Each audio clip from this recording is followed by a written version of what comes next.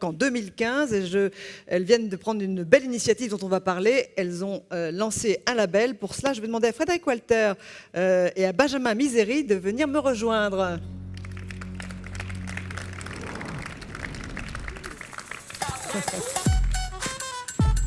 Bonjour, bienvenue. Vous allez bien? Plaisir de vous rencontrer. Bonjour, installez-vous, je vous en prie.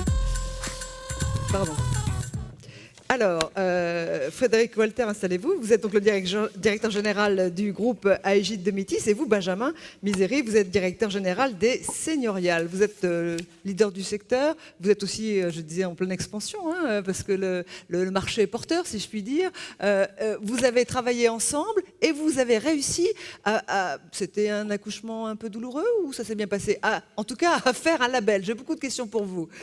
Frédéric Walter. On va remercier Benjamin d'être venu chez le syndicat concurrent parce qu'il est représentant du SNRA, donc il a beaucoup de mérite à être venu nous rejoindre. Oui. Écoutez, avec le retard pris par les débats, j'ai la tension qui a un peu monté parce qu'en fait, alors on se demandait avec Benjamin, est-ce qu'on sera polémique ou est-ce qu'on ne sera pas polémique? On va être un peu polémique quand même. Très bien. Ça vous embête? Ah non, j'adore. Non. En réalité, je suis un petit peu moins satisfait que notre délégué général Florence Arnez-Momé de la feuille de route de notre ministre de la Santé, tout simplement parce qu'on ne parle absolument pas des résidences services seniors. Moi, je vais essayer d'embrayer. Votre question, c'est comment est-ce que cette profession a bâti ce métier. Si on fait un petit flashback 10-15 ans en arrière, les résidences services seniors de nouvelle génération n'existaient absolument pas. Hein, c'est complètement nouveau.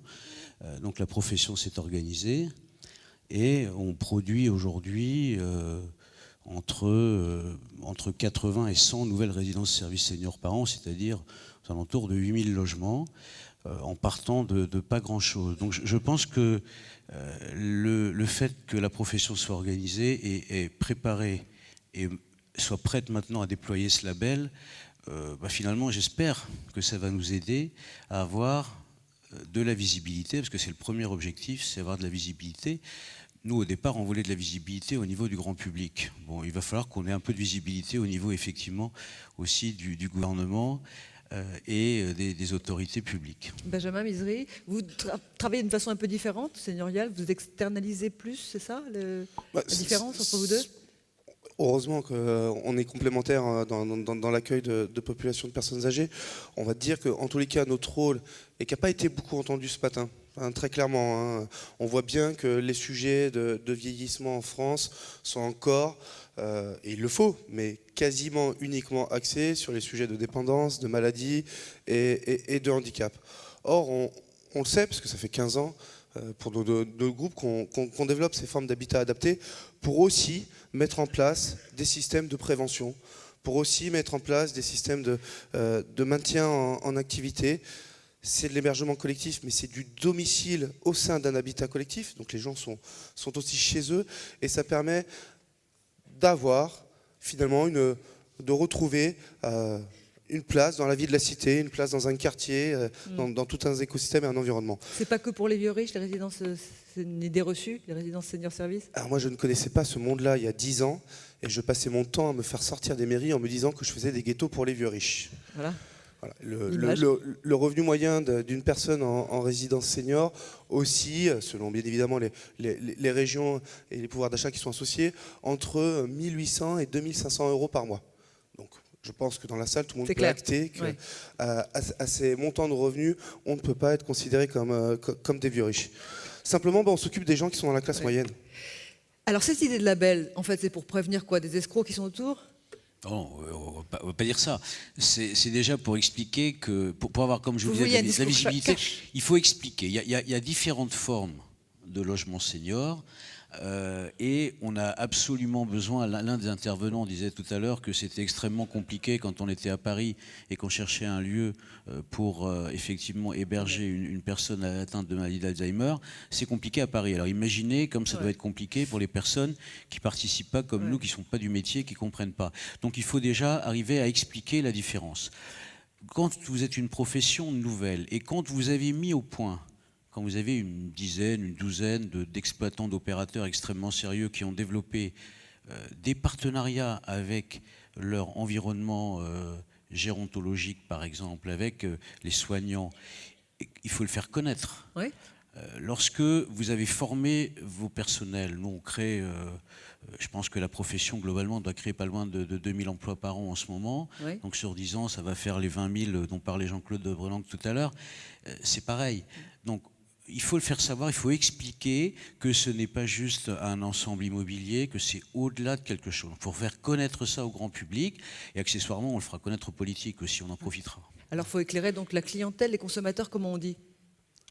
Il faut toujours en Vous répondez permanence pas, client, consommateur? éclairer le fait qu'on puisse venir vivre chez nous pour avoir accès à un environnement serviciel, pour avoir accès à des appartements adaptés qui vont permettre aussi de se maintenir à domicile.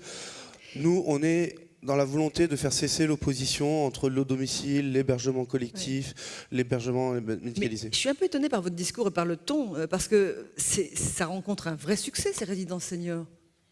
Oui, si vous voulez, un vrai succès, Non bien sûr. Oui. Oui, mais c'est pas une raison Oui. c'est pas une raison pour ne pas. Alors, si vous voulez, on est une profession qui ne demandons pas d'argent au pouvoir public. Oui. Donc, c'est peut-être un tort, je sais pas, mais on ne demande pas d'argent. Donc quelque part, on parle pas beaucoup de nous. Je vais ajouter quelque chose sur le pourquoi du label. C'est vrai qu'il est un petit peu aussi préventif en disant attention, une personne âgée, 80, 85 ans, qui va quitter son domicile historique pour aller changer de domicile, c'est pas anodin. Pour ça, C'est même un il séisme. est extrêmement important de sécuriser un petit peu ce métier, les opérateurs, les gens qui vont s'intéresser à ce métier. Donc on a aussi ce rôle qui est de dire attention, si on veut bâtir une croissance forte, et elle sera forte dans les années à venir, parce que comme vous dites, c'est un grand succès, il y a une vraie demande, il faut le bâtir sur des bases saines. Voilà. Donc il vous faut le que dites de façon beaucoup plus élégante il faut que moi, qu'on puisse dire voilà un certain nombre de critères. ça revient au même. Hein, D'accord. voilà, c'est pareil. Le pourquoi, on comprend. Le comment, vous avez testé, il y a des critères? Alors il y a Si, très... tu as plus travaillé que moi sur le label. J'ai été aux réunions, oui. Non, mais et je félicite les équipes de Domitis qui ont été moteurs aussi, également avec tous les opérateurs. Il y a 13 critères au total, 6 critères immobiliers et 7 critères d'exploitation qui permettent bien évidemment d'encadrer. Chacun des opérateurs est passé au crash test, c'est-à-dire que chacun a mis à disposition une résidence pour faire le processus. On a été accompagné par le Nord, qui est réputé pour toutes ces méthodologies de certification et de qualification. Oui. Et vous avez dit c'est un accouchement dans la douleur. Oui, parce que c'était une gestation de près de 2 ans. Donc voilà, vous imaginez bien.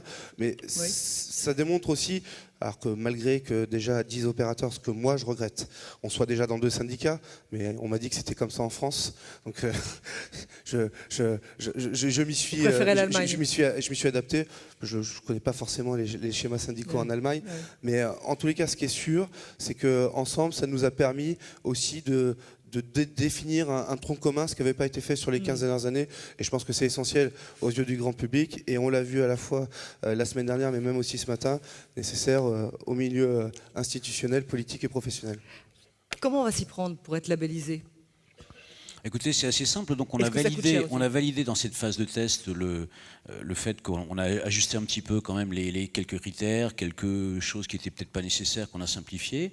Et là, on va ouvrir officiellement, on va créer un GIE. Les 2 syndicats vont, avant d'en former plus qu'un, un jour peut-être, on verra, vont créer un GIE. Ce sera né ici, cette idée, en germe. On ne sait jamais. Et donc, on va créer un GIE et on va commencer effectivement le déploiement. Donc, ce sera basé sur le volontariat. Il faudra adhérer à l'un des 2 syndicats dans un premier temps, de toute façon, pour se porter candidat à l'obtention de ce label. Le coût, il est connu, c'est 2 500 € pour une labellisation d'une durée de 4 ans. D'accord. Et on va commencer à déployer ça. Je pense que d'ici la fin de l'année 2018, on va pouvoir établir une première liste de résidences-services labellisées. On n'a pas donné le nom du label. Vous savez comment il s'appelle ? Oui, Visea. Bien. Visea. Oui. Est-ce qu'on peut il y a un visuel, non ? Voilà. Je sais non, pas. oui, non, oui, non, voilà, voilà. Une petite musique, peut-être. Bravo. Alors, on est en pleine actu, parce qu'effectivement le communiqué annonçant le lancement a été publié il y a 2 jours. Bravo. De toute façon, on est en pleine actu depuis le début, avec Emmanuel Macron qui a fait quasiment on est en notre... pleine actu. Hein. Alors, au premier rang, il y a Jean-Marie Fournet, qui est le président du CINERPA RSS. Il est là. Oui, bonjour. Je voudrais savoir... Bonjour. Un micro, ce sera mieux. Bonjour. Vous allez bien? Très bien.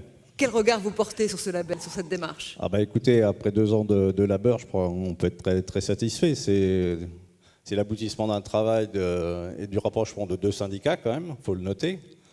Donc c'était pas forcément évident, et c'est aussi le travail de tous les adhérents, donc les adhérents qui représentent aujourd'hui à peu près 50% du marché des résidences services seniors. Donc effectivement, c'est un produit assez nouveau. C'est vrai qu'on peut regretter un peu d'être encore absent des débats, mais je pense que grâce à ce label, on va peut-être être un peu plus visible à l'avenir. Voilà, parce que de fait, depuis 3 ans, on a créé à peu près 300 établissements. Ça représente quand même malgré tout près de 5 milliards d'euros d'investissement en France. Il y a eu des créations d'emplois relativement importantes, puisque chaque résidence emploie entre 15 et 20 personnes en équivalent temps plein. Donc vous voyez que les enjeux sont quand même importants et qu'on est sur un produit de prévention. Donc je crois qu'il est aussi un très bon observatoire d'une façon générale pour accompagner les personnes âgées. Puisqu'au-delà des critères qui ont été mis en place dans le cadre de ce label, c'est aussi toute la démarche qui compte, parce que de fait c'est un label qualité. Donc c'était aussi pour s'assurer que les adhérents qui demandaient cette labellisation, je dirais, soient en phase avec la vision qu'on pouvait avoir de cette profession nouvelle. Ça veut dire que le senior doit être au centre des préoccupations des exploitants de résidences. Sans ça, on fait de l'immobilier, on ne fait pas de la résidence service senior. Donc c'est effectivement une garantie, je pense, au niveau de la profession pour aller de l'avant à l'avenir. Voilà, je suis très très satisfait de cet aboutissement. Et on va avoir, je pense, d'ici la fin de l'année, entre 150 et 200 résidences labellisées, ce qui permettra de communiquer encore un peu plus d'ici la fin de l'année. Voilà. Un bon rythme, un bon tempo. Je dirais que cette idée magique vient au bon moment, Frédéric? Je pense qu'elle vient au bon moment, parce que on a atteint une première phase de maturité. Ouais. On a mis en place beaucoup de choses, notamment, par exemple, des conventions avec des centres hospitaliers, des cliniques pour l'accueil de personnes en sortie d'hospitalisation, pour créer un sas un petit peu entre l'hôpital et le domicile historique, avec un accompagnement pour un atterrissage plus en douceur. On a aujourd'hui des équipes qui sont capables de faire de la coordination des différents besoins de la personne âgée. Et je pense que le rôle que ce métier, que ces résidences jouent dans la prévention effectivement de la dépendance, et avec un effet à moyen et long terme bénéfique pour l'ensemble de la population et même pour les finances publiques, je pense que c'est quelque chose d'important qui mérite que ce label soit déployé maintenant, et c'est le bon moment. Et comme le disait Jean-Marie, et explique bien le sens de notre démarche, c'est de fournir des services de l'accueil, et ça n'a rien à voir avec un produit qui serait simplement un produit immobilier. Un mot de conclusion, Benjamin ? Merci. Oui, il faut considérer que les formes d'habitat qu'on développe sont aussi des formidables territoires d'observance. C'est-à-dire parce que nous, on a des gens qui n'ont pas de pathologie de dépendance, mais ont entre 60 et 90 ans. C'est-à-dire qu'à 80 ans, le coup près et la guillotine, ça ne va pas sur toutes les personnes. Voilà, moi je viens de tourner un clip avec une dame de 98 ans. Voilà, c'est la mamie rock des seigneuriales. On a tourné un clip de musique de manière complètement déchaînée et enjouée. Il faut cesser de stigmatiser, et du coup, on voit qu'on peut mettre en place un nombre important de dispositifs préventifs, que ce soit sur le maintien d'activité, qu'il soit physique ou cognitif, que ce soit sur le maintien du lien social, parce que quand vous avez une résidence dans un quartier, finalement, c'est une résidence où il y a des gens qui ont du temps, et qui ont du temps à donner, qui ont du partage, qui ont de la transmission à faire. Ça devient des vrais piliers de quartier, et quels que soient les territoires, qu'ils soient urbains ou ruraux, pour finalement générer autour de cette résidence tout un écosystème d'activités. J'entends beaucoup de sociologues nous parler de la mixité intergénérationnelle. Bon, bah nous, moi, je ne suis pas un sociologue, je ne sais pas trop réfléchir, par contre on fait, c'est-à-dire qu'on met en place dans chacune de nos résidences de leur propre initiative, on a 37 chorales par exemple, entre les écoles primaires et les résidents des seigneuriales. On est devenu, et je sais que chez Domitis on va se faire la course cette année, on a relancé par exemple des opérations comme le Téléthon, dans certaines villes en milieu rural, où on devient un vrai pilier pour organiser des opérations caritatives. Voilà, on est des lieux de vie, nous existons. Il y en a qui disent pour vivre heureux, vivons cachés. Bah, avec Frédéric, nous on a décidé de nous montrer. On peut vous applaudir, bravo pour une belle initiative du label Viséa. Merci beaucoup, merci infiniment messieurs. Alors, on écoutera